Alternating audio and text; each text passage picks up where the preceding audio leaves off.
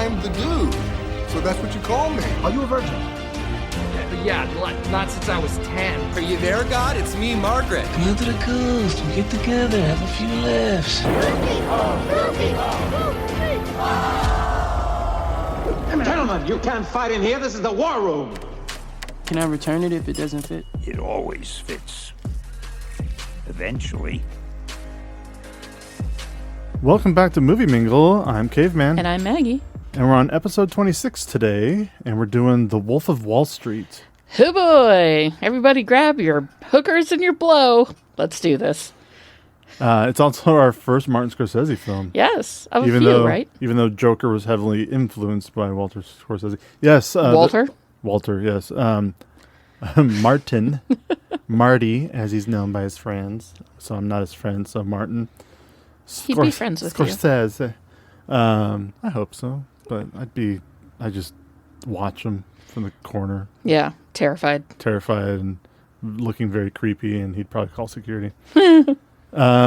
Yes, like you said, this is the first of 3, I believe, of Martin Scorsese films we're doing. Mm-hmm. We don't have to say which ones are coming up later. You probably can guess. But I think people would be surprised what the other 2 are compared to all his work, but that's for later. Yeah. So right now, episode 26, Wolf of Wall Street from 2013. And of course, directed by Martin Scorsese. I am not sure exactly where this ranks in my Martin Scorsese films that I like. Because, he's got a lot of movies he's made over the years. And some of them are great. Some of them are good. Some of them are... The Irishman? The Irishman, or I was going to say The Aviator. But, to each their own. I haven't seen The Aviator I think since it came out on video the first time. I think the first movie I ever saw from Martin Scorsese was probably The Last Temptation of Christ. Which is shocking considering your religious upbringing. Well, that's, I think, why it was my first, because it was called The Last Temptation of Christ. Did your parents take you to see that? I don't remember if it was my parents who we watched it with or school. I don't know. We've watched, I remember being in elementary school, and we watched JFK. So, at school? Yes. At school? At school. You watched all of JFK? In a classroom. In a classroom? Yes. In elementary school? Yes. In Hesperia, California? In a Christian elementary school. Jesus Christ. Exactly. Well, this was the last temptation of Jesus Christ. But JFK wasn't. Oof. Unless JFK is Lee Harvey Oswald, in which case. I've also never seen JFK. There's so few movies of his that I've seen. And then I look at his list and I go, oh, I've seen a lot of those. But in all actuality, I own Mean Streets because it was part of a triple combo disc that had the Departed on it, which is my favorite Martin Scorsese film. And I wanted it, so I bought it through a 3-pack that had that, Goodfellas, and Mean Streets. So I haven't seen Mean Streets yet. Of course, I've seen Goodfellas. I haven't seen Raging Bull. Oh, God, I haven't seen Goodfellas since I was a kid, and I hated it. I think you'd view it differently. My dad would watch mobster movies, and there are very few of them that I would get into. But then my dad watched Heat, and I watched the fuck out of that. So, I don't know. I'd give it a shot. There's some that you get and some that you don't, especially at a young age. There's some of these movies that for a young kid are very boring. Yeah, they are. These are boring movies for a kid. And for an adult, Gangs of New York. Oh, I love Gangs of New York. That movie's 9 hours long and nothing happens. Another movie you need to watch again. Oh, my God. Casino is another one that I love. I have seen Casino a couple of times. I know this is a hot take, maybe, because Goodfellas is, considered to be... a lot of fans think Goodfellas is, the pinnacle. Yeah. I think for a lot of people, but I like Casino better than Goodfellas. The Aviator, I didn't care for, but I only saw it once. Movie after movie after movie after movie after movie that he's done since and before. Cape Fear was a movie that was always around my house. I remember having seen that VHS box constantly. Yeah. In our collection because it's so prominent with the eyes staring out at you that I very much remember that, but I never watched it. I tried to watch The Irishman. Mm-hmm. 3.5 hours long, though. I don't know. How was Bringing Out the Dead with Nicolas Cage? I never saw Bringing Out the Dead. I haven't seen The Departed. I remember enjoying Shutter Island, but I only saw it once. Boardwalk Empire did not get me going anywhere. Hugo was fine. It was cute. Since you brought up Boardwalk Empire, this movie was written by Terrence Winter, who started his writing career writing for network TV shows, but eventually got cable shows and wrote a quarter of the episodes for The Sopranos, or close to a quarter, and then created Boardwalk Empire, which was produced by Martin Scorsese, and Martin Scorsese also directed the pilot for Boardwalk Empire, which, yes, Boardwalk Empire actually took me some time to actually get into, but then once you get into it, and things happen. And, like, everybody was on it. Michael Shannon was amazing in it. Yeah, Michael Shannon. Even everything. Buscemi? Buscemi, yeah. Steve Buscemi is so hot. Absolutely amazing. Probably my favorite Steve Buscemi performance is Boardwalk Empire. Which it makes sense that Martin Scorsese is kind of known for his gangster movies, and Wolf of Wall Street is very white-collar gangsters. Yes. Yeah. No, they are... Yeah, you're right. It's a white-collar gang and cult. Absolutely a cult. is a part of this. Holy shit. This movie was also based off of the main character, Jordan Belfort's book. So there's a lot of influence that they got directly from a source. Yeah, so it is essentially a biopic. It is a biopic. Yes. I'm sure. I mean, a lot of the stuff, I don't know how much of the stuff was embellished, but I know they did have to change some things. They had to change some things. To not get sued. Change some names. Yeah. Some people who went through this say that a lot of the stories were false, the depictions in the movie. Yeah. But according to Jordan Belfort, this is what happened. Well, I mean, I think that we can establish right here and now that Jordan Belfort sucks. You watched 5 minutes of this movie and you are like, I have to root for this guy as my main character? This guy blows, literally. But blows a lot of things. Oh, boy. But, I mean, the crazy excess of the 80s and the stock market, it's yet one of the many things that has fucked this country up completely. Well, and we have been left ruined for it. To celebrate excess and the amount of booze that were drank, the amount of drugs that were done. Yes. Maggie and I are going to do... We're going to do a shot. We're going to do a line of Coke and then a shot of vodka. Do you... Get us into the... Are we going to do a line of Coke off of somebody's ass? Yeah, let's get into the proper mind frame talking about this movie. No cocaine was ingested for the making of this podcast. Don't do drugs, kids. Yeah. But vodka. But vodka, yeah, everybody. Take it. I wouldn't even know where to get cocaine. Oh. I would say from a cocaine dealer. I'm too old for that. Yeah, right? Like, I'm almost 40. If I did a small bump of Coke, that'd be the last of it. Yeah, instant heart attack. So this movie, I am pretty sure is the first movie that Martin Scorsese has done that didn't use a composer, at least as far as like a big budget film. Okay. Which is just interesting. No composer because it's all soundtracks. A really good soundtrack, I believe. Yeah, it's got a pretty solid amount of music. I can't say I remember a whole lot of it.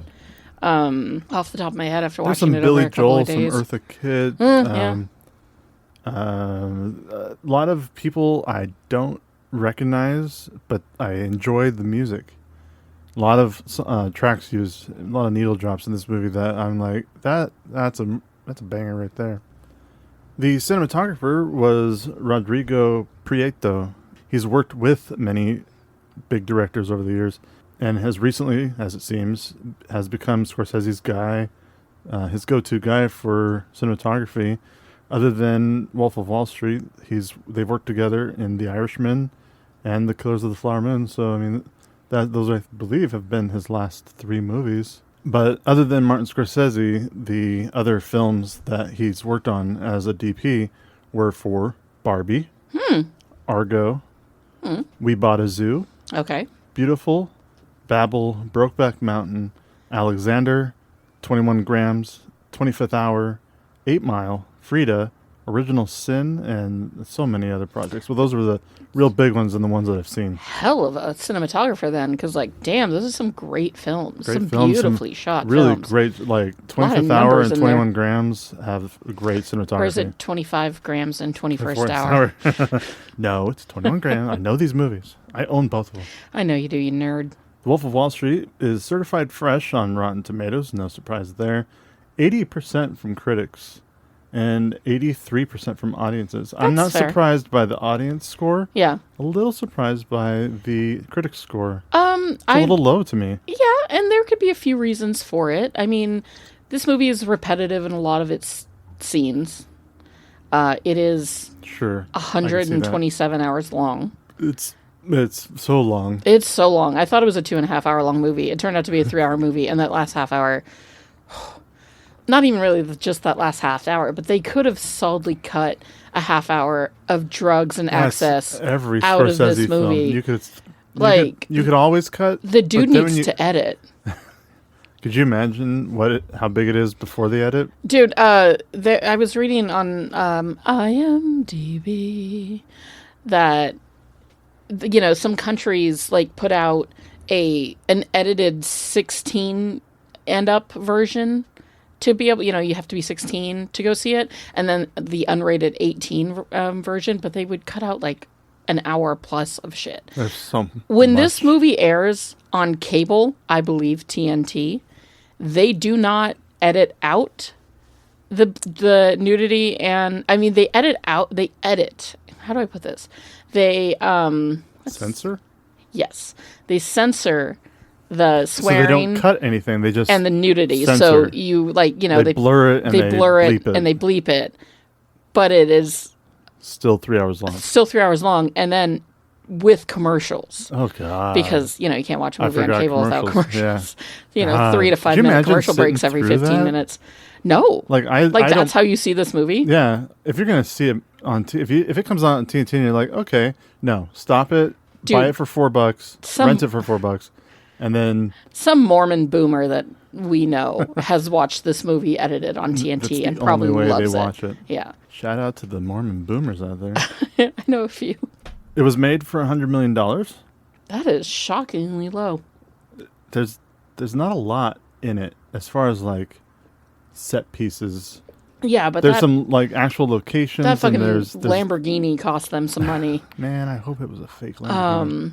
And the cast. The cast is probably mean, half of what the budget was for. Jonah Hill I think he took a pay cut to only $60,000 to be in this movie. Jeez, It was like the SAG minimum, 60 but grand. he took it in order to be in this film. It was, it was one of those things.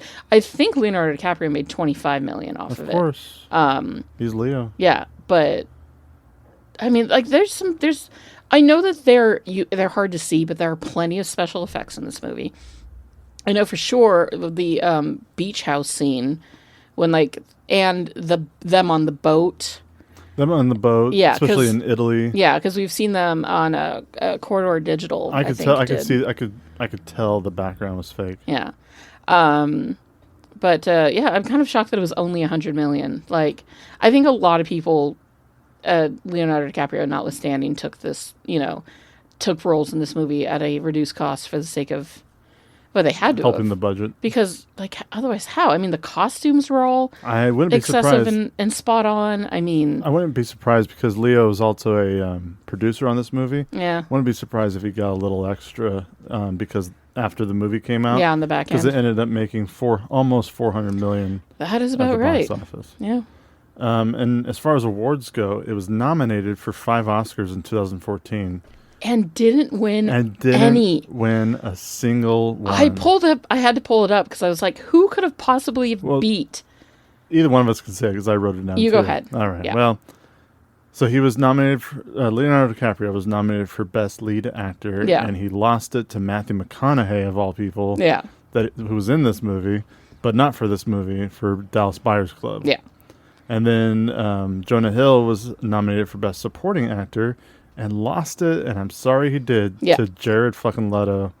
for also the Dallas Buyers Club. Although, I mean, if Jonah Hill was gonna lose it to anyone other than Jared Leto, it probably would have been Michael Fassbender, because 12 Years a Slave fucking wiped the Oscars that year. Yeah, which is coming up because Martin Scorsese was nominated for the Best Director, and it went to Alfonso Cuarón For Gravity. For Gravity. Yeah. I've seen Alfonso's movies before, and I saw Gravity before. This movie's better. I think the funniest thing that came out of Gravity was the Tina Fey line where she was like, George Clooney will literally detach himself and fly off into space and spend time with a woman his own age. To this day, Alfonso has directed the best Harry Potter film. Yeah, which Prisoner was of Azkaban. Prisoner of Azkaban. Yeah. And he also did Children of Men, which also is a great and sad fucking film. very sad, but greatly shot. Boy, that is the way it's shot is amazing. Yeah.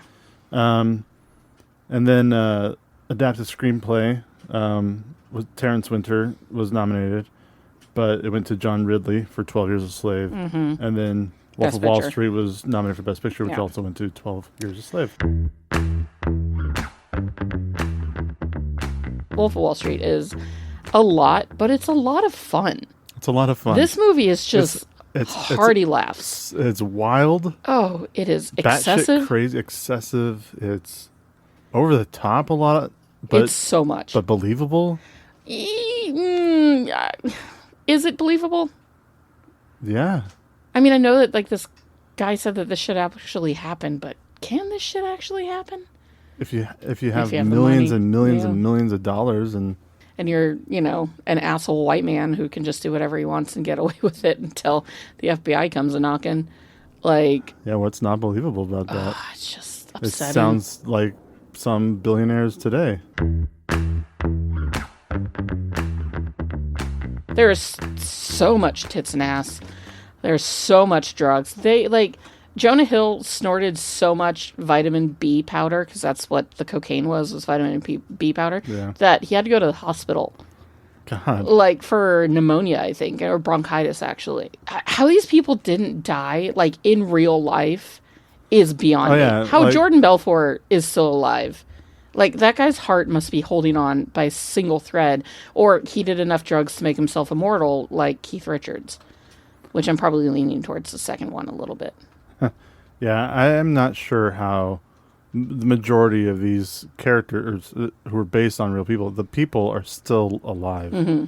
I mean, So- you see, there are a few people that do die in this movie, Yes. but But the people who you're seeing doing the most drugs and the most alcohol and the most just depravity, yeah, depraved shit. Yeah, they're still kicking. they're still kicking. And Mm-hmm. it's, it is a miracle, I think, that these guys are still kicking. The rich never die. So we got Leonardo DiCaprio Mm-hmm. as the main character. Who looks so much like my brother Travis in this movie that it was sometimes distracting. That's not weird at all. Yeah, no, it just in the way that like they have the same facial, like, not features but expressions sometimes, and it's really bizarre seeing that, because I'm like, wow, that looks a lot like Travis, And we got Jonah Hill as Donnie Azoff. who is honestly so fucking good in this movie, in that he is so fucking unlikable. Well, he does a great job of being unlikable. And those teeth. Those teeth.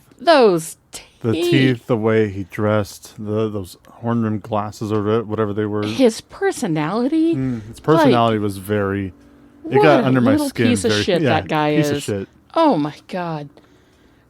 But like, who else is going to play a great weaselly little piece of shit than The Jonah Jordan Hill? yeah. Perfect Jonah. casting. I meant that. Margot Robbie as possibly the first thing I ever saw. This was like her first big break. I know that she was a main character in the TV show, the very short-lived TV show Pan Am, which I always wanted to watch, and then it was canceled super early, and then I was just like, I don't care anymore. But I didn't know who she was. Yeah. And just this... That's her naked in the doorway, by the way. That is not a body double or Oh, anything. That's... I remember... You're like, I am fully aware, madam. I've done my research. Whew, can I get a you? It's a moment. That is a moment. A moment that I kind of forgot about. And so And then when it she's happened, there, I was just like, oh, wow. Matthew McConaughey is in this movie. Briefly. Very briefly, but man, leaves a memorable mark on the film. The chest thumping. Man, that was in the trailer, and I was just like, what is this movie? Based but I want to see it. On, so that scene, this movie was largely improvised, which is sort of shocking for it being a Scorsese film. But that was an improvised scene based on a, like, vocalizing warm-up that Matthew McConaughey actually does. And yeah, I think they say that there's one point where in that scene in the when they're at lunch, apparently in the World Trade Center, that's where they're having lunch, you see Leonardo DiCaprio kind of look off camera to make sure that, like, to keep going with it, to keep rolling with it, because he was unsure when, you know, McConaughey started the chest pumping and the like, what are we doing here? But who else could pull that shit off but Matthew McConaughey? Just start doing something like that, and they're like, yeah, we're keeping that. Yeah, like, no, that's about right. Kyle Chandler, who plays Agent Patrick Denham. Yeah, if anybody hasn't seen Early Edition, if there's any way to stream Early Edition, which there may not be unless it's on Early Edition was a great show. Freevee or something. But yeah, great show. A lot of heart. Loved. That was appointment television for me when Early Edition came on. Yeah, my family and I, like my mom and I, watched it every week too. For those of you who don't know, Early Edition was a serial dramedy, I guess you could say. Dramedy sounds right. Yeah, hour-long show on CBS or ABC. One of those. Yeah. Two. Back in the 90s. Or maybe early 2000s, but definitely like late 90s, where this dude would get, like, if he woke up on a Monday morning, he would get Tuesday's newspaper. And he had to then go about, you know, trying to save the lives of the people on the front page that were, like, killed tragically and needlessly. So it was sort of like this, you know, and he was just a bumbling nobody. I don't even remember what kind of job he had. He wasn't like a cop or anything. I don't think he was a journalist. I don't remember what his job was. But it became his, you know, lot in life to get tomorrow's headlines today and try to save the lives of the misfortunate in his town. 90 episodes from 96 to 2000. You know what? 90 episodes? Yeah. It's a shame they couldn't get to 100, but good for them. Right. You know, like, that's a solid run of just bland network television. Wasn't Steve Zahn in that? Who was, like, the goofy friend? Oh, Fisher Stevens. I remember somebody was, like, the dorky friend, right? But, yeah, Fisher Stevens. And his name was Chuck Fishman. Oh, my God. Man. Fisher Stevens has an Oscar, everybody. Just feel again, like always pointing that out. I think we should just say good for you, Fisher Stevens. And for people who, I know there's a bunch of Friday Night Lights fans out there. Oh, yeah, I guess that's kind of the that was thing, probably too. His biggest role ever. He was the coach? I believe so. I didn't watch it. Not a single second of Friday Night Lights. I've not seen a single second, and I will not. Wow. Will not is pretty harsh. I will not. Fucking high school football drama? Like, no. There's no part of me that wants to sit down and watch that. Somebody that I completely forgot was in this movie and then was so happy when I saw him because I just saw him on New Girl was Rob Reiner. I'm not Rita Poon. I'm Rob Reiner, and you've just been Reinered. I'm Rob Reiner. Rob Reiner. Yes, Rob Reiner is always a joy to see, and he plays Jordan's dad, Max. Kind of the one voice of reason in the movie, and he is delightful in the way between him and Jon Favreau, I think Jon Favreau was also trying to. Fucking Favreau. Yeah, also had no idea he was in this movie. I've seen this movie twice before we watched it again. I'd only seen it once, and I completely forgot who was in it. There was a scene where we got to see Jon Favreau, Leonardo DiCaprio, and Rob Reiner just like lined up and talking to each other, and just. The powerhouse, and being, you know, directed by Martin Scorsese, the powerhouse of American cinema right there. Yeah, in one go. In one little like, farm fence. Just insane. John Bernthal, I forgot was in this. Oh, but as soon as I saw him, I was like, oh my God. John Bernthal. John Bernthal is never not sexy. Like, in a bad, greasy boy way. And always intimidating. Always intimidating. Like, I think that very recently he came out with a movie, or he was in a movie where he plays like a love interest that tragically dies or something. And I only saw the trailers, but he looked, you know, is very much like he was just the sweet love interest that tragically dies early, right? But even then, he still seemed a little, like, terrifying and intimidating. You know, he's always the dude from The Walking Dead, which I haven't seen. He's always the fucking Punisher. He's always got some, like, terrifying gangster-esque facial hair. Fury, he was in Fury, and I really like him in that one. And he's just so hot. And what a great Punisher. I'm so glad that he's coming back. I don't know much about the Punisher when it comes to the MCU, but I just know what I know from Daredevil. And once again, flawless casting across the board there. We already mentioned Jon Favreau, which was fun. Jean Dargen. Jean Dujardin. Jean Dujardin. Wow. Yes, from The Artist. Played Jean-Jacques Sorel. Which I'm pretty sure The Artist is the only movie I've seen him in other than... He's been in a Wolf of few Wall Street. weird things, but I mean, he is mainly a French actor. No, I get that, but I'm just saying, these are really just... Oh, he was in Monuments Men, and I did watch that once. I watched that once, and I remember being like, oh, Yeah, okay. no, here's an amazing cast, and the And movie a- was... all right.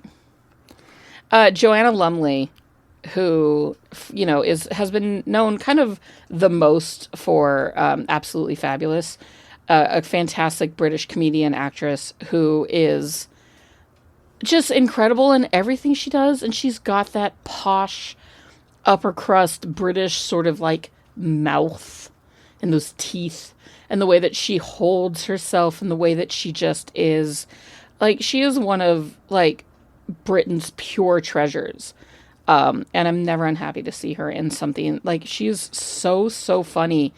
And she's just so British. And, yeah, like, she just does an incredible job as, you know, Margot Robbie's aunt.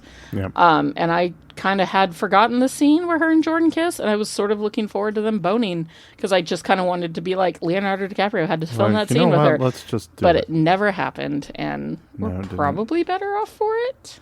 I would say, maybe. Yeah, maybe. Yeah. We got Kristen Milioti. She was the mom in She How was I the Met Your mom in How I Mother. Met Your Mother, of course. So She was upsetting. also in Palm Springs. Which is a great little film. with Andy Andy Samberg. Samberg, yeah. If you haven't seen Palm Springs, it's on Hulu. Please watch it. It's It's so good. Essentially a very adult Groundhog's Day. It was one of the best movies of 2020. It was one of the best movies of 2020. And you know what? I've only seen it once. Yeah, me too. And So, that needs to change. it really does. Just like every time we talk about stuff like that. We're like, Then we never watch it. we never do. Shea Wiggum, again. Yeah, Which he's kind is- of popping up everywhere all of a sudden. We just talked about him in a couple weeks ago for Across the Spider-Verse. Played Captain Stacy. Mm-hmm. And Again, one of those great Italian, you see character him, actors. and you know, he just plays a short role in this as a boat captain, as Yeah. a yacht captain. But he's as soon done as a lot of stuff with Scorsese. As soon as I see him, I'm always happy to see him. He's either funny, this weird funny guy, because even in this as the boat captain, his lines were humorous.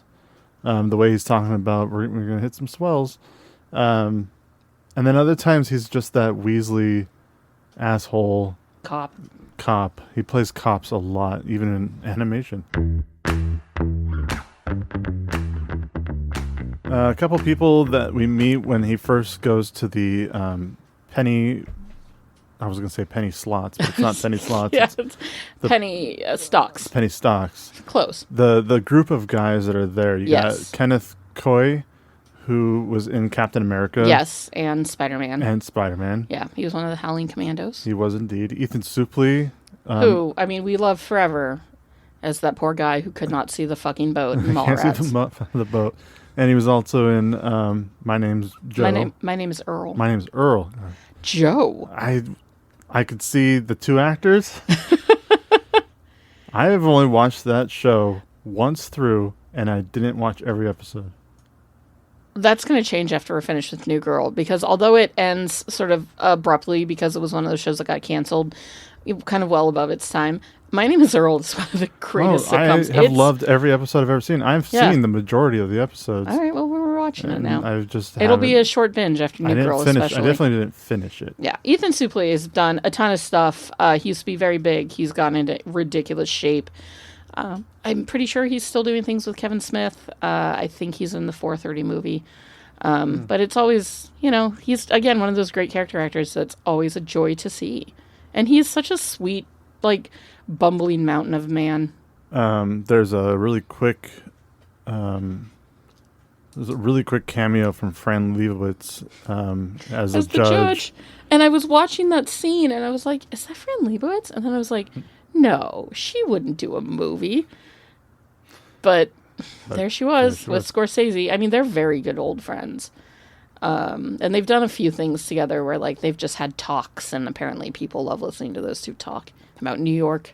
And unless there's somebody I'm missing, that's the bulk of the cast. It's a huge Thomas Middlevich has a small scene. It's one of the biggest casts that we've done for the show, because as I was doing research, trying to just scroll down through all the cast just so I could look at the composer and cinematographer, it's probably the longest time I've spent scrolling my mouse down trying to find an end to the cast, because it is just, it's a huge it just cast, goes and goes and goes. Lots of brokers, lots of hookers, lots of brokers on top of hookers, lots of cocaine, just lots of stuff. This goddamn movie is a stacked cast, and yet Leonardo DiCaprio kind of rules it with a powdery white iron fist. He does such an incredible job as being the most unlikable piece of shit you can imagine. And somehow you're rooting for him, even though you really don't want to be rooting for him. And I really do feel like this movie could have cut down 30 minutes of some of that excessive terribleness. Including the entire gay orgy scene and them then beating up the poor guy when the money was stolen. Like, that was 10 easily, 7 to 10 minutes that could have been cut out of the film that gave nothing to the movie. It just kept these scenes just keep showing what a absolute piece of shit all these people are. Yeah. The main basis of that scene with the gay butler was to show that somebody stole like 50 grand from Jordan Belfort, and it didn't matter to him at all. Like, he was like, I don't even care about the money, he says at one point during his hilarious voiceover. The money didn't matter to him whatsoever. He just enjoyed fucking with this poor guy. Like, but that scene was so unnecessary. They could have cut out, 30 seconds to a full minute of many of the weird orgy scenes and, marching bands going through the office in their underwear while just titties are everywhere on screen. Like I said, they just wanted you to see. Yeah, but like, just like with The Great Gatsby, which I still haven't seen. They just keep showing you stuff and how rich these people are. Or Babylon is another movie which just shows you how rich people are and how they just waste their money. Well, yeah, but like, I don't need to keep seeing it. Like, I got the point fairly easily. Did you? Yeah. Or did they have to show you even more to show you how much more they are? Because the more they showed me, the less I liked any of these people, which probably is the point. You're not supposed to like them. But also, like, Scorsese needs a better editor. Like, the movie's 3 fucking hours long. It could have been and I can't believe I'm saying these words here, but it could have been a tight 2:30. But you were just complaining about watching a 2.5 hour movie. Yeah, I was. But, he could have cut out half an hour of excess, is all I'm saying. The Quaalude scene could have been a movie unto itself. But that, oh man. That Quaalude scene. Which is if you haven't seen The Wolf of Wall Street, what are you doing listening to us talk about it? Because although it's a 3-hour movie of excess and assholes, it's still wildly entertaining.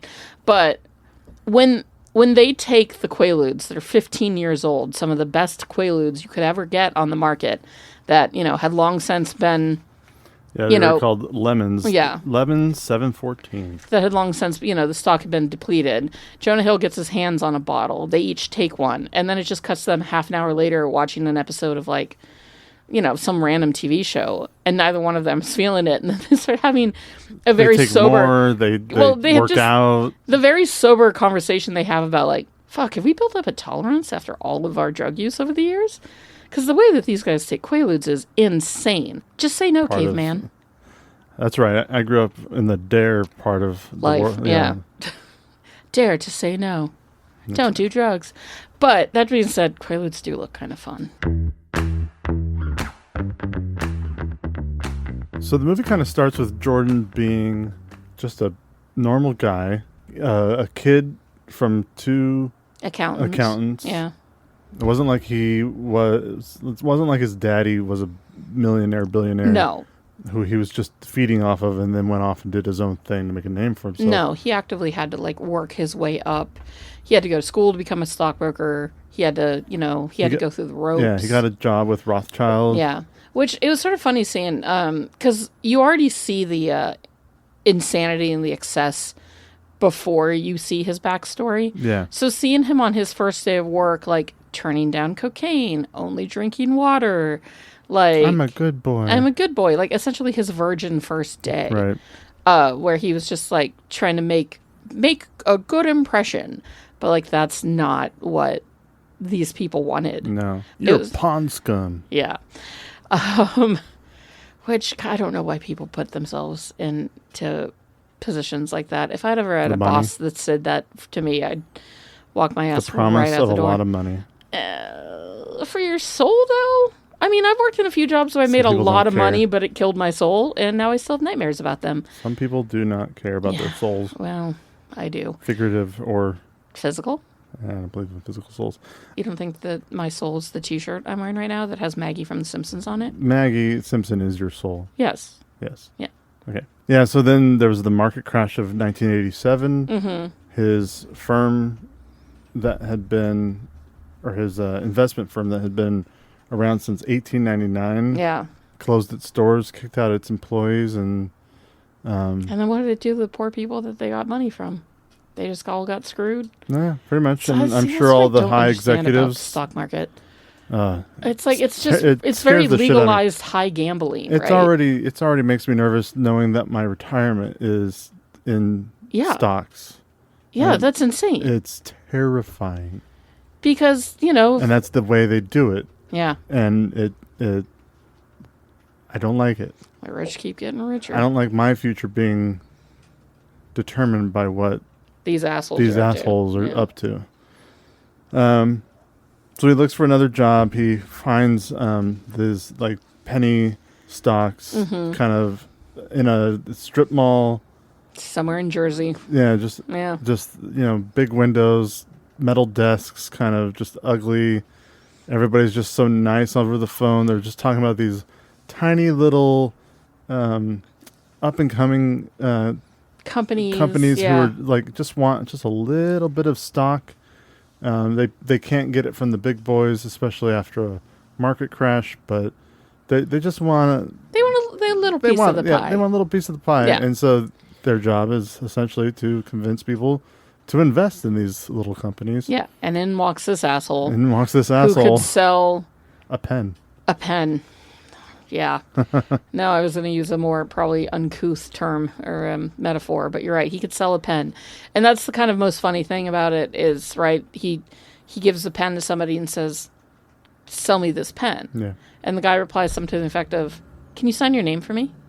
I don't have a pen. I don't have a pen. Well, here, buy this pen. Yeah. I know people, I'm okay at selling stuff. Like, I've had lots of jobs where I've had to sell food, being a server, being a whatever, a bartender, you've got to upsell on things and try to convince people to spend a little more money. And I'm fairly decent at that because, like, when it comes, it's easy to sell food because everybody's hungry and who doesn't like listening to a chubby girl talk about food? Like, they can trust that she knows what she's talking about, right? But, like, people like Jordan Belfer who come along and can sell, life insurance to God. It's just, it's insane that there are people built like that, but kind of course there are, Of course there are. Well, it's like, I used to have a job, short-lived, but I used to have a job as a door-to-door DirecTV dish salesman. Of course you did. It sucked. Yeah. To convince people to get rid of their cable and get a dish back when dishes weren't like, I mean, they were big, but they weren't huge. Yeah. And not talking about size, but talking about popularity. But you try to sell people on, look at all these stations, you could look at all these cable channels you could have, look at all these, you just pay a little extra and you get this, the dish is free, and you just put it, an installer would come out and put it on your house.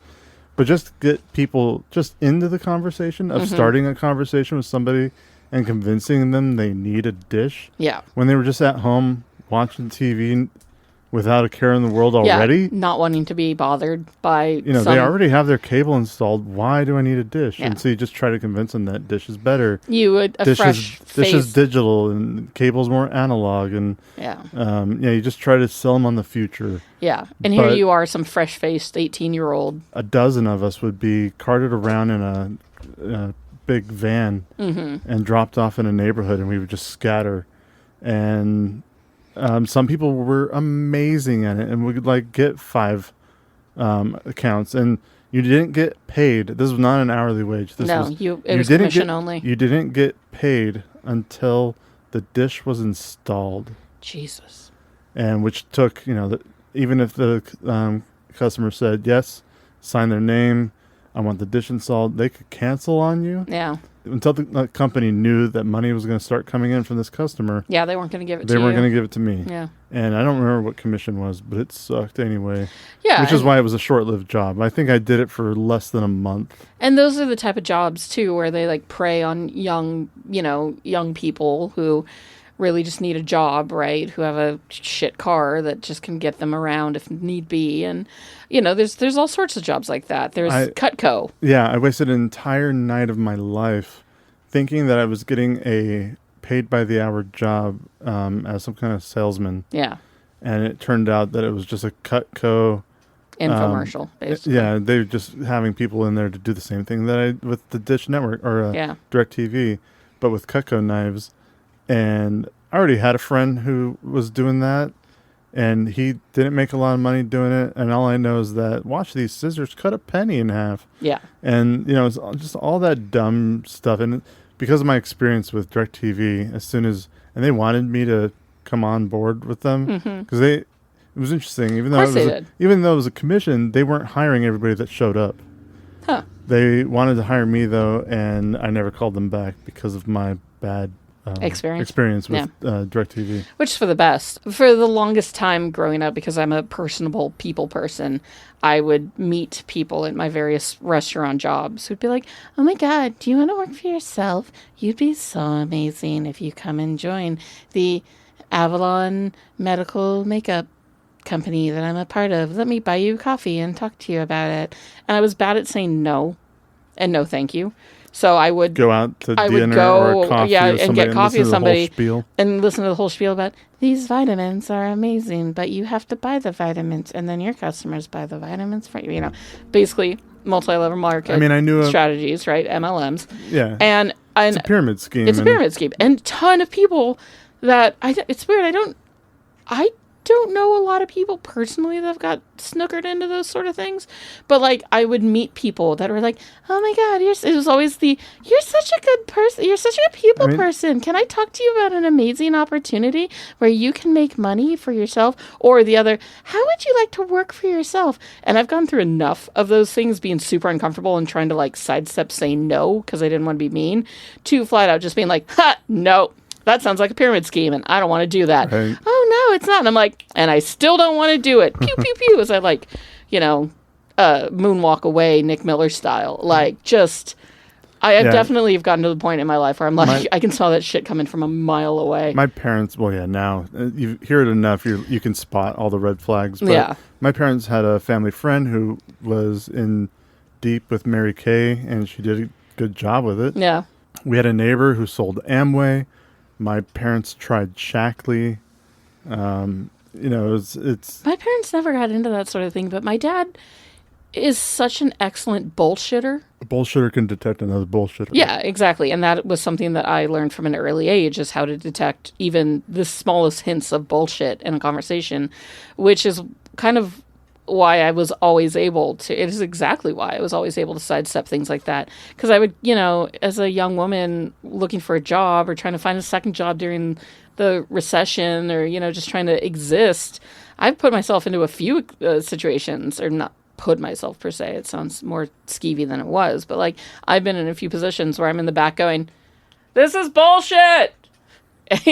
While everybody up front's writing down notes in their neat pen that somebody just sold them on stage. Like, I've got an excellent bullshit nose. Which is great. Yeah. It comes in handy in life. It really does. Yeah. Especially when your kids are trying to pull the wool over your eyes. Oh, well, it's the secret that all parents just know. And the only reason we know how to sniff out kids' bullshit is because we were kids. Yeah. And we try to put the same thing over our own parents. Yeah, we tried to pull the wool over their eyes, and it tried. didn't work. It didn't work because they were kids once, and their kids, it's just... Or because they were professional bullshitters themselves, in my case. You gotta be a little more crafty. Yeah. You gotta be a little more original. God, sometimes the kids come to me with something, and... Like, what's going on Yeah, here? like, what's really... You got a certain smell to you. What's happening Something's rotten. I smell something rotten. Oh, God, I love the term bullshit. It's such a good one. Yeah. They swear in this movie.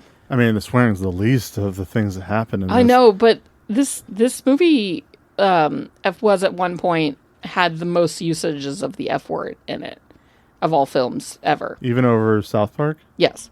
Really? Yes. Did you know that this movie's existence is due to Tommy Chong? Tommy Chong of the stoner comedy group Cheech and Chong was serving a sentence in a California prison for selling drug paraphernalia over the internet, and he was cellmates with Jordan Belfort, who was serving his 22-month sentence for stock fraud. Wait a minute. And Belfort spent his time in prison with part of his time in prison with Tommy Chong and told him a bunch of stories about his days as a stockbroker, and Tommy Chong encouraged Belfort to write a book, thus here we are today, sitting here talking about this. So the rich just don't serve prison time like the rest of us do. Like, really don't.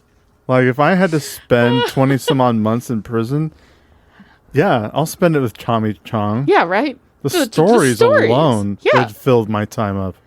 And, I mean, you even see it at the end of this movie where he's fucking playing tennis. Terribly, I might add. So bad. That tennis game was so bad. He's playing tennis with a bunch of other white-collar crooks because it's a white-collar crime. It's a white-collar crime in a white-collar prison. Yeah. So, it's club-fed almost. Essentially. I know that the editing is long. Mm-hmm. I'm sure this movie was probably 6 hours before they started editing, but... 4 hours, actually.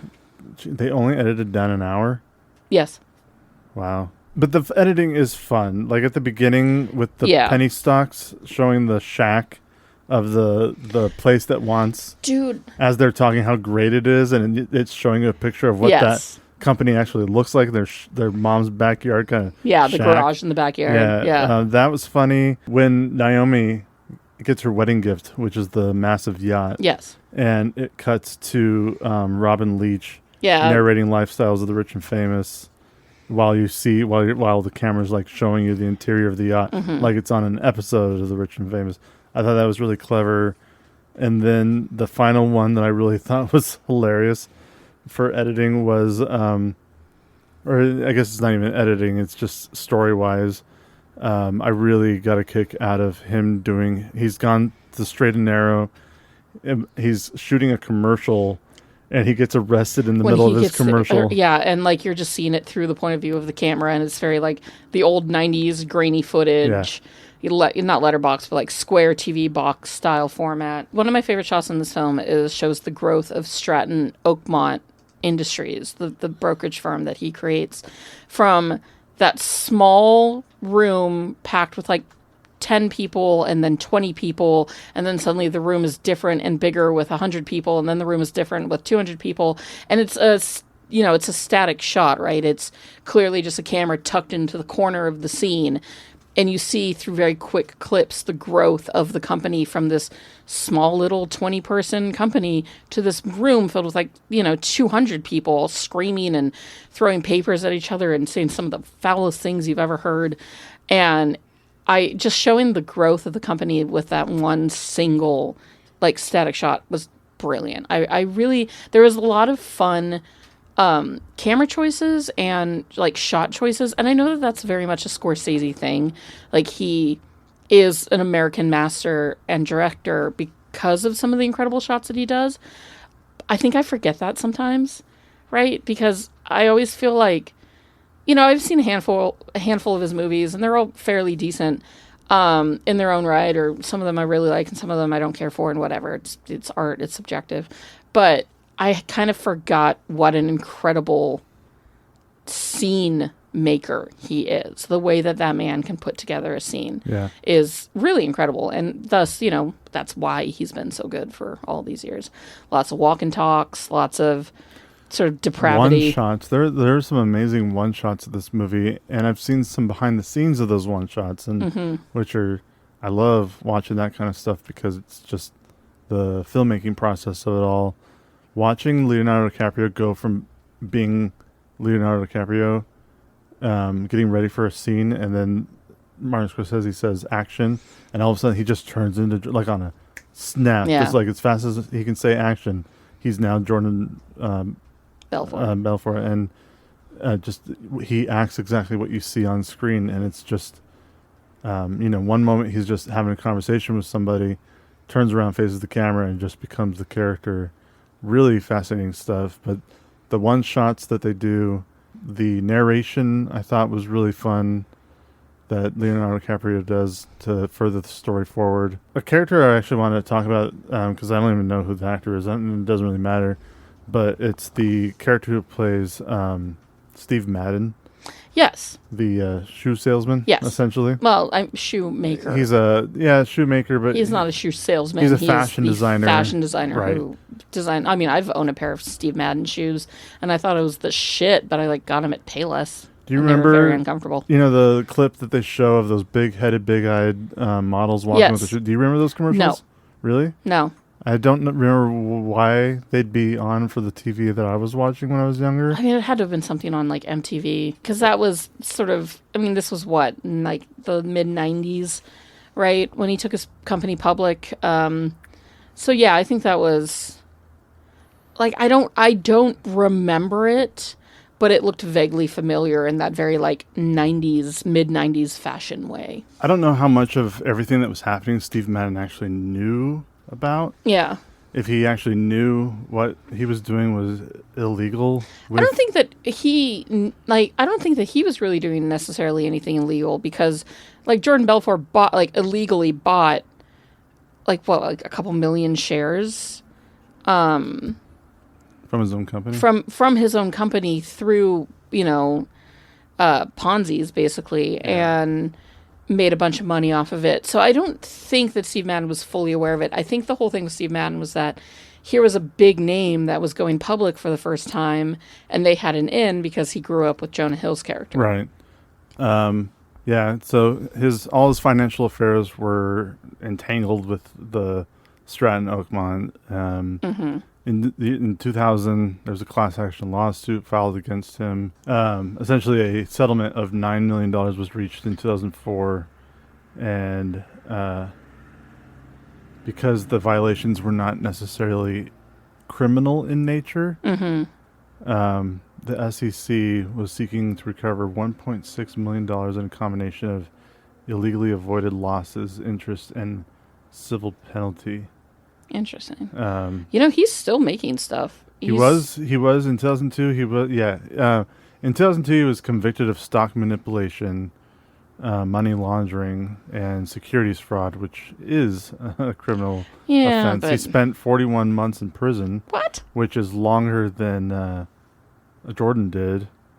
Was he doing some like shady shit on the side that we didn't see? Because it couldn't have been all because of this. Right. I think he was doing some stuff on side, or they didn't really talk about everything he was doing, but it is one of the reasons why Jordan got caught. He was forced to resign as the CEO from Steve Madden Limited, and but he shortly later he set himself up as creative consultant for Steve Madden Limited. So he gave himself a little bit of a golden handshake. Well, yeah, but he still works for that company, for his own company. And in that position as creative consultant, he was still bringing in $700,000 a year. Well, the rich keep getting fucking richer. It's just, and here's a picture of the real Steve Madden wearing an Occupy Wall Street hat. Like, what a dick. What a fucking dick. What a dick. In the movie, he was played by Dustin Hoffman's son. Oh, okay. Who actually grew up with Jonah Hill, the same way that Steve Madden grew up with Donnie. What's his face? I thought he was very cute in this movie, in that sort of like dorky, young, with his floppy hair and his big nose and his cute face, very, adorable Dustin Hoffman-y thing.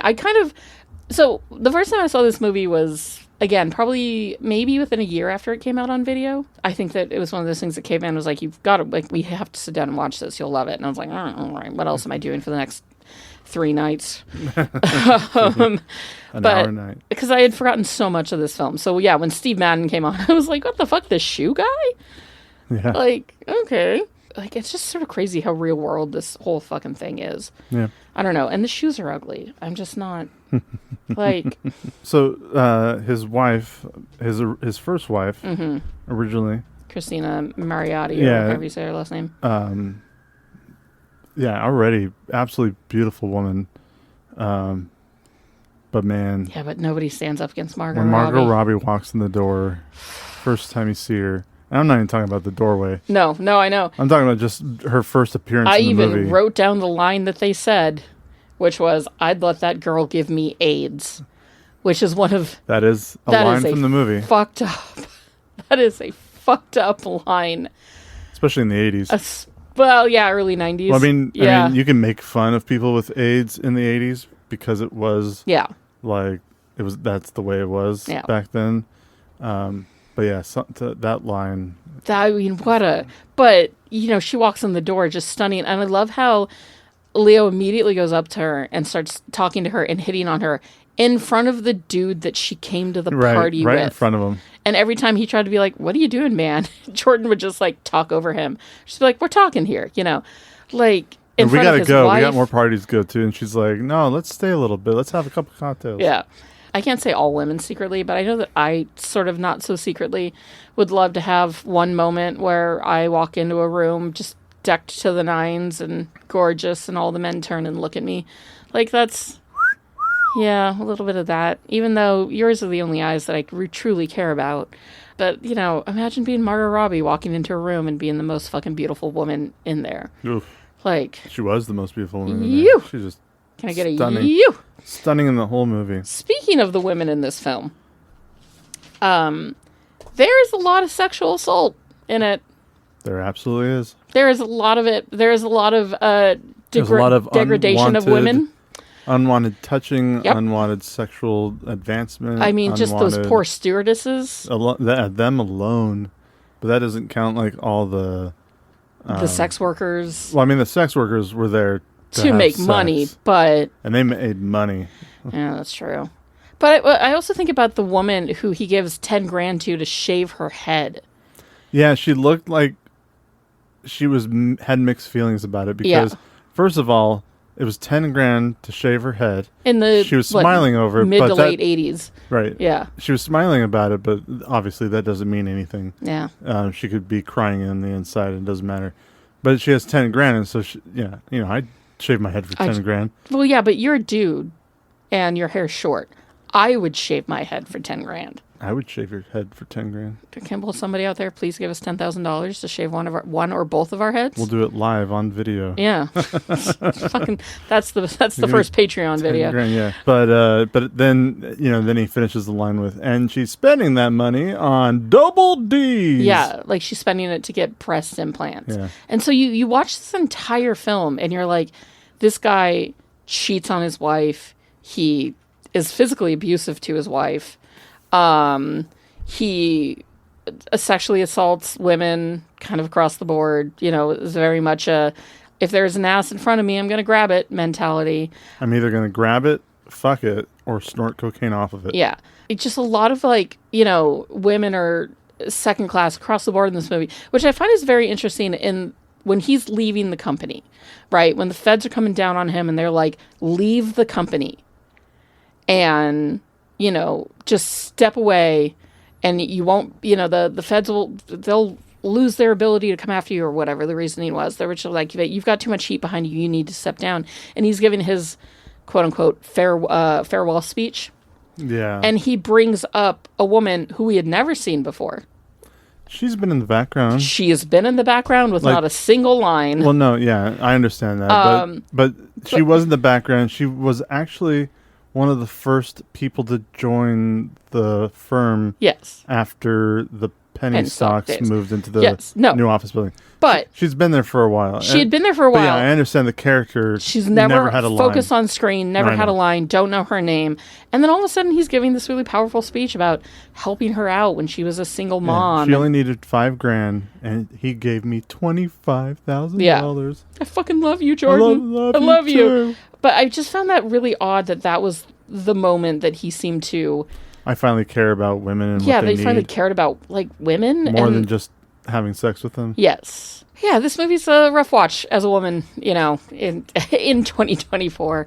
You know, obviously the world's changed a lot in 11 years since the movie was made. The world's changed a lot since these, you know, things took place, and also not at all at the same time, just horrifying. But I did find it funny that, like, the one time he's shown to, like, actually care about his female employees was that... It's the cat.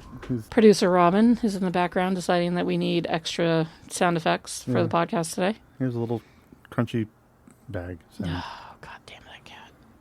If anybody knows how to prevent cats from tearing toilet paper apart, feel free to reach out to us at movieminglepod@gmail.com, because currently our... Producer Robin is going through a phase where he sees a roll of toilet paper and destroys it completely. And it doesn't matter where we put it. Nope. How high Try up? to hide it. Mm-mm. He finds it. A little fucker finds it, and it's gone. All over the bathroom floor first thing when you wake up in the morning. To have even just a tenth of Jordan Belfort's income at the moment. Oh, man. You know, he still hasn't paid back all the money he was supposed to pay back. No, I was reading that. Jordan Belfort's restitution agreement required him to pay 50% of his income towards restitution to the 1,513 clients he defrauded until 2009, with a total of $110 million in restitution further mandated. Mm-hmm.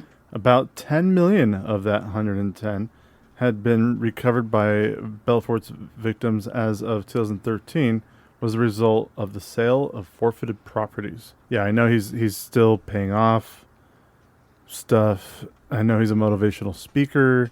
Of course, he wrote this book that the movie was based off of. But yeah, he's still, like, I don't know if he's not paying it back or if it just he hasn't fully been able to do it yet. But yeah, it's supposed to be, I think, somewhere up towards $10,000 a month is what he's supposed to be paying. Seems like a guy who even after this movie was made is still not good. He doesn't seem like he's learned a lot of his lessons and just keeps trying different.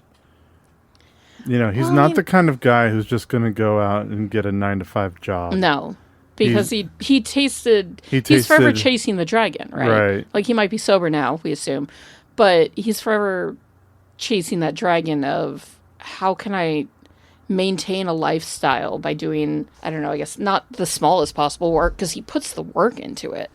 But at the same time, it's just sort of like, and that's one of the downfalls of him in this movie, is that he kept trying to have it all, right? Like, he was supposed to quit the company, but he couldn't do it. He couldn't, give in and say no. He had to have it all and fuck the government. So off he went to his downfall. Even when he finally agreed to wear a wire and, essentially help catch all of his old cronies, he couldn't help himself and tried to warn Jonah Hill's character that he was bugged. They never show why Jonah Hill turned on him like that. Or, because clearly Donnie's character, Jonah Hill's character Donnie, gave that little note that said, "I'm wearing a wire, don't incriminate yourself." He gave that to the feds. Why anybody would have kept that note and not immediately eaten it is beyond me. But like, so much of this movie is just Jordan trying to push the envelope, and I can still do it, and I can still do it, and I can get away with this, and they never can, right? Like, they never get away from it. Sooner or later, the check comes due. It's funny, he was so upset about being called the Wolf of Wall Street at the beginning of this film. Mm-hmm. And it's funny because the real Jordan has pretty much made a living off of that name. Well, yeah. Between his original book being called The Wolf of Wall Street and then another one called Catching the Wolf of Wall Street. He also wrote The Way of the Wolf and The Wolf of Investing. So yeah, he's definitely taken on that persona. And it's interesting, I was just reading that he is an investor in several cryptocurrency startups. Oh, motherfucker. Right. Which is another reason why I will never get into Bitcoin.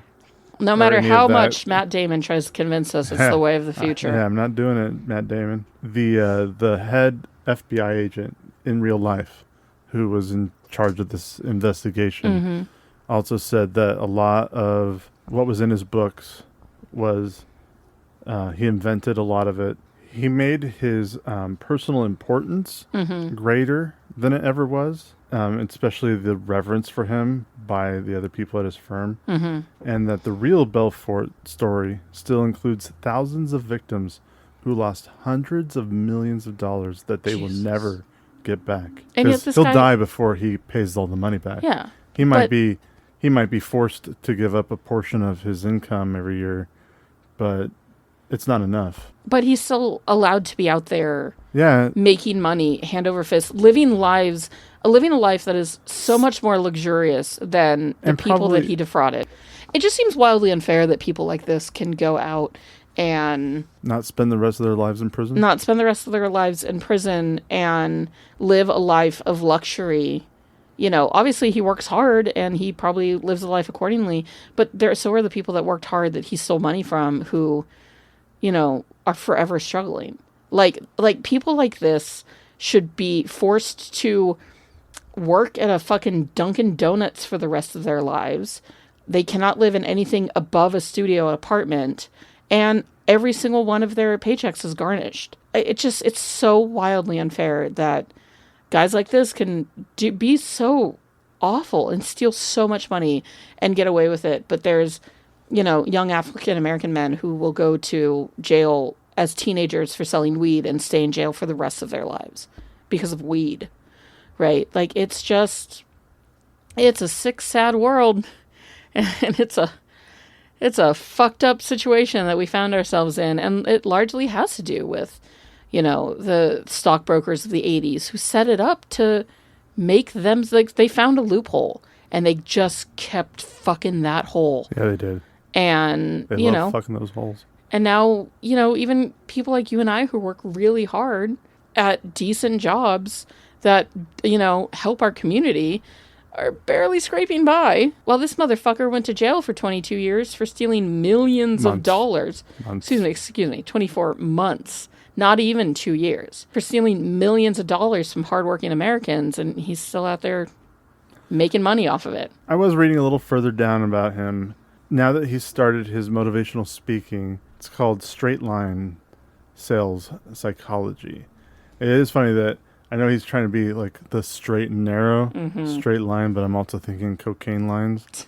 But in a 60 Minutes interview about his new career, Belfort said that his former life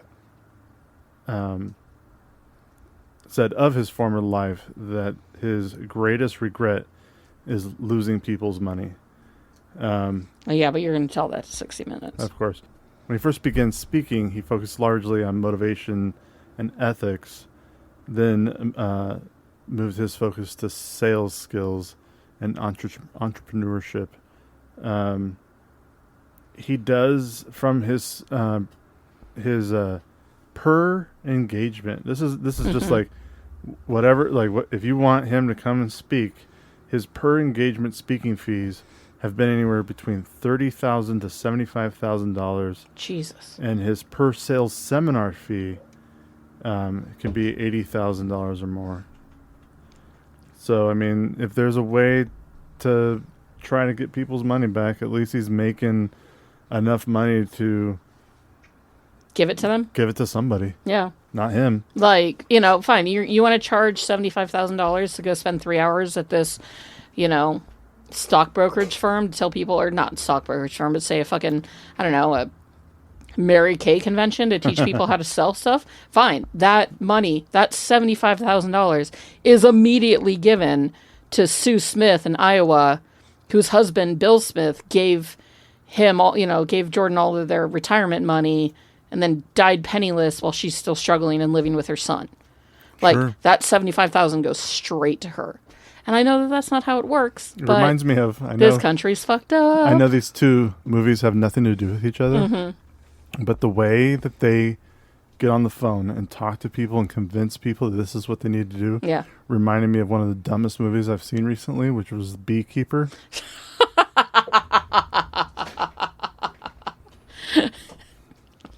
Martin Scorsese, The Beekeeper.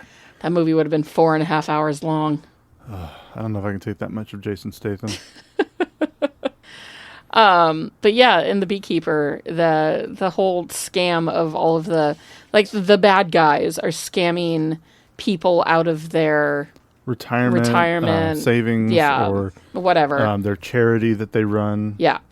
And then, you know, they get that money scot-free. Except, like, these days, that doesn't always... I don't know why that old woman kills herself after that happens, because all she had to do was go to the police and be like, I was scammed, and that money would have found its way back to them. She got so many messages on her computer instantly saying that fraud detected, and it's like, okay, well, let's start working with this. Yeah, let's This call was the cops. fraud. Yeah, this Let's was fraud. Call your daughter, who is a cop, Yeah. and say, I was It was just a stupid defrauded. movie. It was a stupid movie. Instead, she just straight up kills I herself. can't even watch it all. We didn't finish it. No. We couldn't.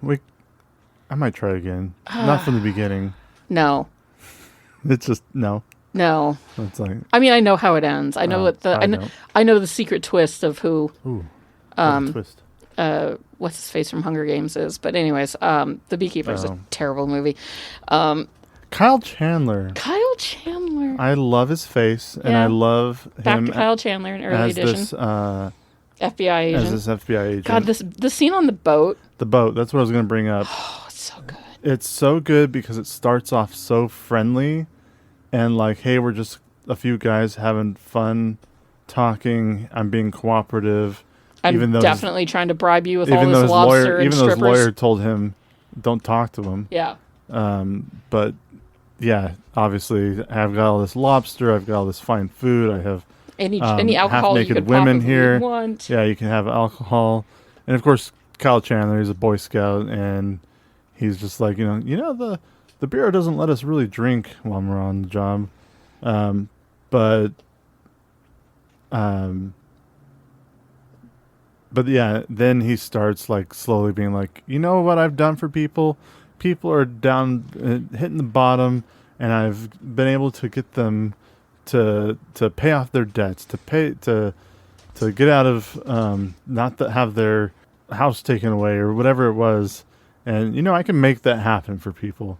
And he wasn't directly saying I'm trying to bribe saying you, it. but he was trying to But he was bribe saying it. an FBI agent. Yeah. And that's when, as soon as he does that, Kyle Chandler's not dumb, and he's like, "Are you trying to bribe me?"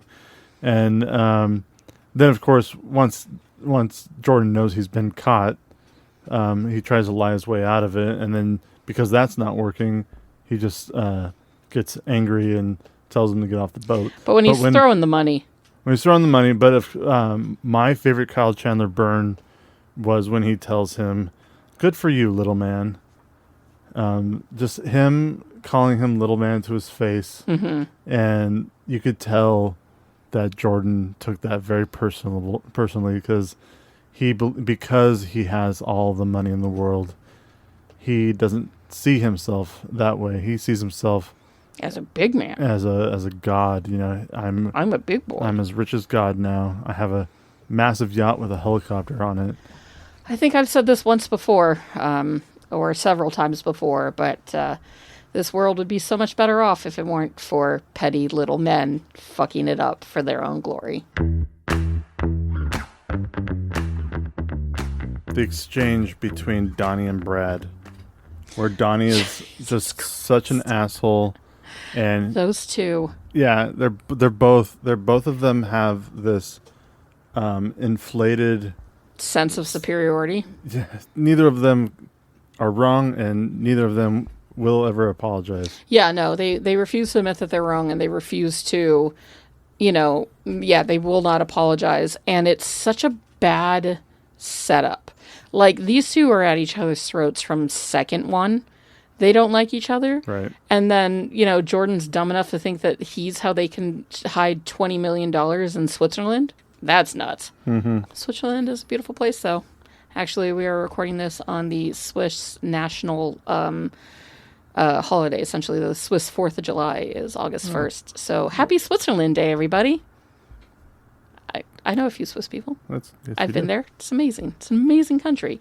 It's very expensive, but fuck is it beautiful. But them with the whole, like, the briefcase and then falling over in the cops. And then the cops seeing it. And Donnie running away and Brad getting arrested. Mm-hmm. And that whole scene was insane. The chemistry that John Barenthal has with Jonah Hill is insane. Like, I would love to see them in more movies, but I think it'd be hard because I feel like they would constantly be that, like, at each other's throats things. But fuck, John Barenthal's a great actor. So my favorite, and we talked about it a little bit earlier, but my favorite scene in this movie is Leonardo DiCaprio's character, high on Quaaludes, trying to crawl back to his Lamborghini. Trying to get home. And trying to roll down the stairs. Yes. Which go from anywhere from being 6 steps to 20 steps. Opening the car door with his foot, crawling in the door and landing on his head a couple times, which looked painful. That whole scene was just so good. Oh, God, it was so fucking funny.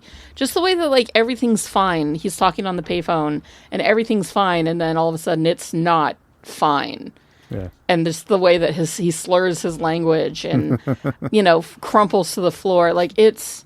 So, and then when he attacks Jonah Hill, who's also high on Quaaludes. Yeah, the kitchen scene is great. That is actually a very realistic depiction of what it looks like when somebody is, like, choking because something's blocking their airwave. They don't make noises. Oh, no. They can't cough. They can't speak. It's just a lot of gurgling. So, it's important to know what those things actually look like. Well, and as somebody who had to learn first aid when I was a lifeguard, first aid and Heimlich and all that stuff. So I'm watching Jonah Hill's character choking on this stuff, and first, they're pounding on his chest. He's pounding on his chest, which is not like that's to restart your heart, not to unblock an airway. And then he's breathing into his throat, which is in reality would just cause whatever's blocking the air passage just to go down further. Yeah. That's what the Heimlich maneuver is, and it's a great maneuver. You mean a fist, a hand, a hoocha, hoocha, hoocha, lobster.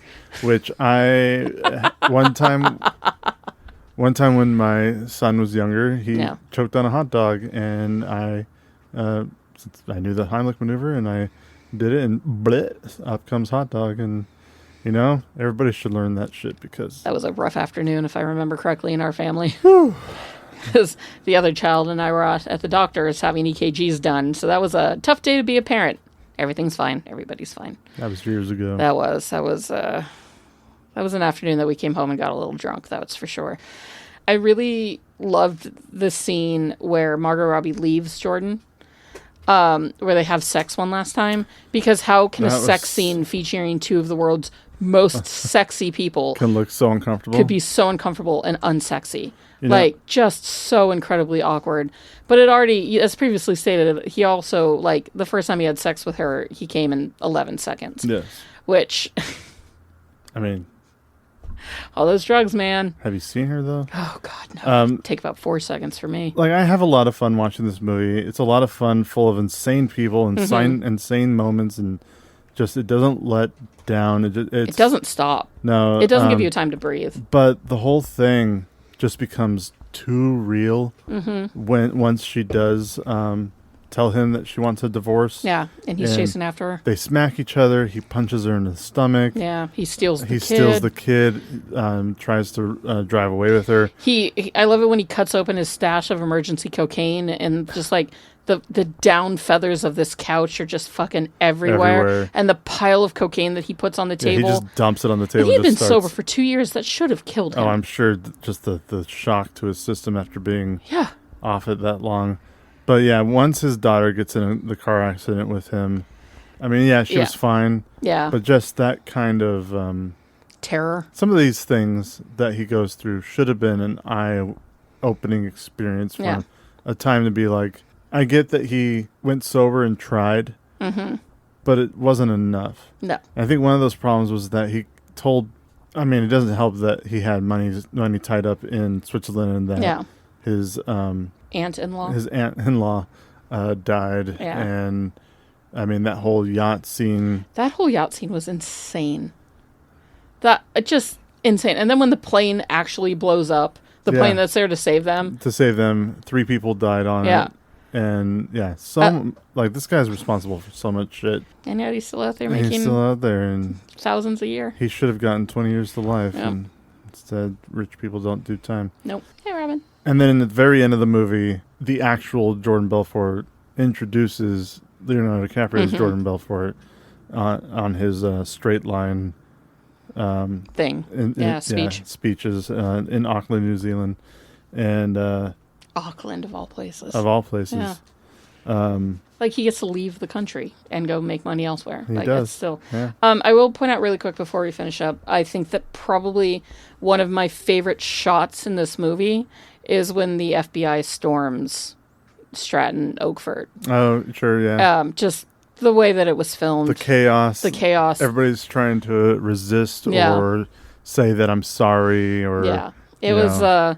It's a beautiful scene, and Kyle Chandler plays the hell out of it. I think truly, I mean, Kyle Chandler is the hero of this film. I also really loved the moment when he's on the subway home, looking at all the people around him.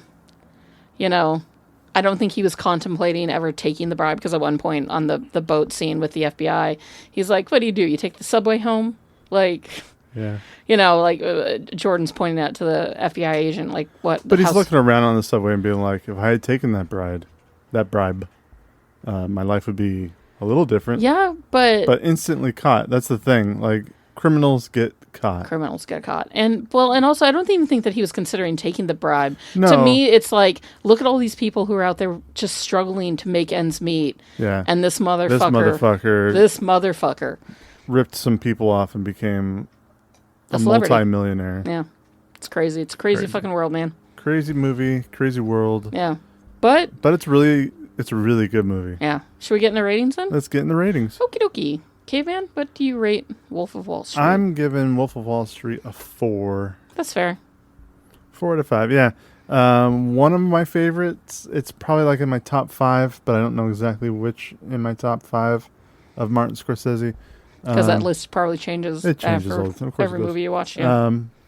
And I haven't seen enough of his movies, but I have seen a large amount, probably 8, I'd say. Yeah. I've probably seen 8 of his movies. It's one of my favorites because it's not, he's really good at gangster movies. He's a very talented director, and he picks his projects very well, and he has stories to tell.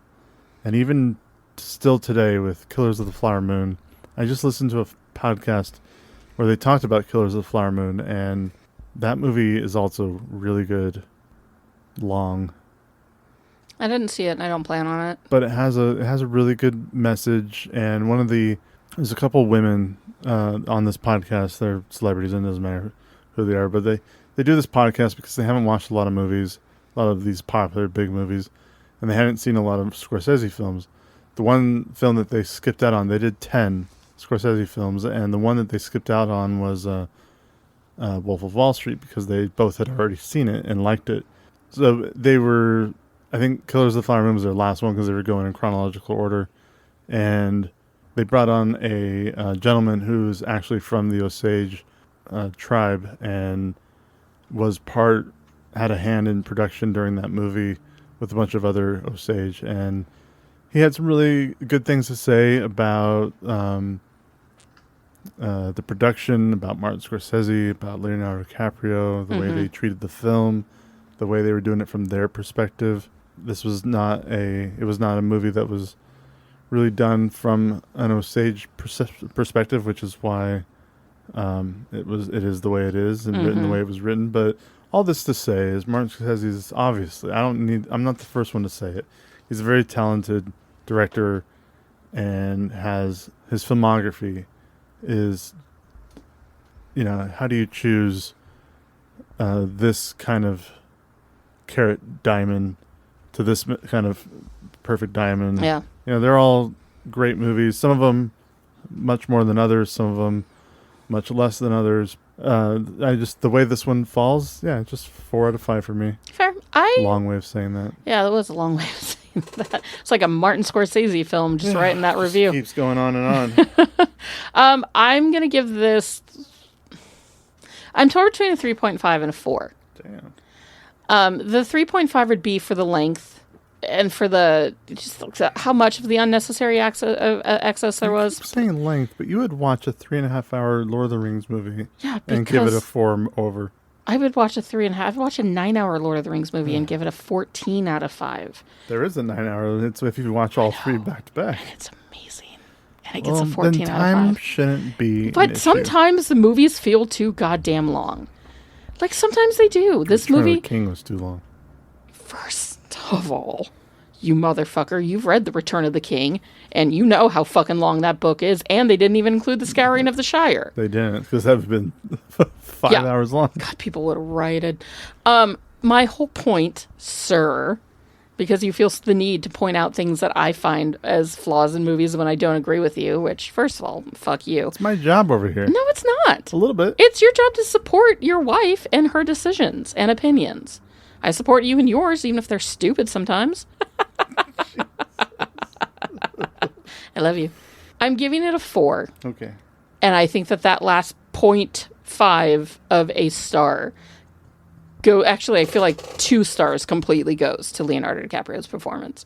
I think he was robbed for the Oscar. I haven't seen the Dallas Buyers Club. I probably won't, because again, AIDS movies. They're just bummer movies I'm not going to watch. Matthew McConaughey did I'm sure he did a great job, and it was his turn to get a well-deserved Oscar, but fuck, man, Leo deserved Leo's it. great. And I didn't see The Revenant. I don't know if he deserved an Oscar for eating raw liver, but... He did a better job. All he did was, suffer the elements in that movie. That's what the Oscars like. They like suffering. He suffered the elements in that movie, whereas he did some great acting in this one. Yeah. So I think that most of my score is going towards Leonardo DiCaprio. Yes, Scorsese is an incredible filmmaker, and it is a beautifully put together movie. Yes, it's too goddamn long for what it is. It's too long. And I'm going to be, I'm going to watch a longer movie of stuff that I like and enjoy it than movies about assholes who just keep getting rich at the expense of normal people like me. So I don't know. It's a great film. I don't know where I'd rank it on my Scorsese list because I haven't seen a lot of his movies. And I honestly don't care that much. I think if somebody were to ask me what my favorite Scorsese movie was, I'd probably just shrug and go, I don't know, the first episode of Boardwalk Empire, and just walk away. Damn. Because I don't know. The guy is an incredible, talented you've at least seen this one you like it, so you should at least say that. Could say Wolf of this Wall one. Street, and they'd be like, oh, yeah, that's a good I one. really liked Shutter Island, too. I thoroughly enjoyed Shutter Island. I remember seeing it in the theater with you. Me too. Hugo is a cute film, I think. I don't remember. It doesn't matter. It's been a long time. It's been a long time. It's, certain things are not my cup of tea. Mob movies and Scorsese films are kind of on one of those lists, but it doesn't matter. This movie gets a 4. You know what? It's too long for me. Eat shit. So, Maggie. Yes, Caveman. I've got 2 questions for you. Hit it. Somehow Palpatine returned. It may be the worst line of dialogue written ever for any film, and yet it was said by his perfect voice. Would the presence of Oscar Isaac have made The Wolf of Wall Street even better? Abso-fucking-lutely. Well, then question 2, who would you have which character would you have casted Oscar Isaac as? I would have loved to see Oscar Isaac in a Jordan Belfort-esque role where he's just depraved and heinous and sane and doing terrible things, because I would like that very much. But I would love to see him act opposite of Leonardo DiCaprio, so I think he would have been great in the Jonah Hill role.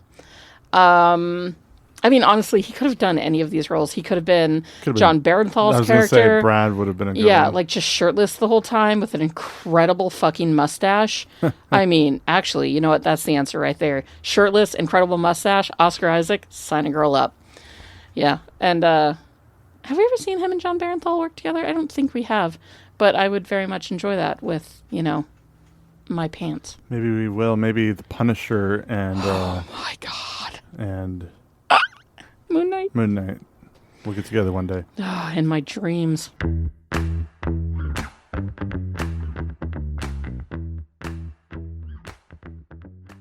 And that has been this week's episode of Movie Mingle on The Wolf of Wall Street. We hope that you enjoyed it as much as we enjoyed making it for you.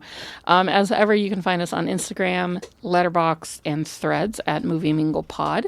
You can write us emails at movieminglepod@gmail.com if you, like me, think that Scorsese movies run too long, or if you're like Caveman and would eat up every second of every single one. Nom, nom, nom.